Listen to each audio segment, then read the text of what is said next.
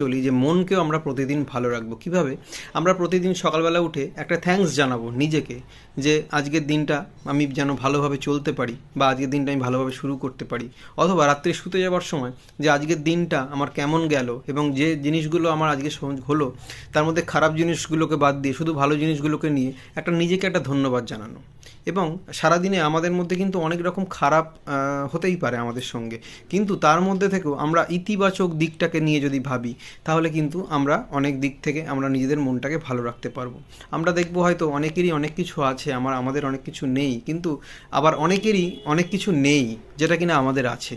আমরা এইভাবে কিন্তু আমাদের নিজেদের মনকে অনেকটা ভালো রাখতে পারি, যে ভালো রাখাটা কিন্তু আমাদেরকে প্রতিদিনের কাজেতে সাহায্য করবে, নিত্য প্রয়োজনীয় আমরা যে কাজগুলি করি তাতে কিন্তু আমাদের সাহায্য করবে। কাজেই মনকে যত্নে রাখাটা প্রয়োজন এবং এটা যেন আমাদের মজ্জায় মজ্জায় ঢুকে যায়।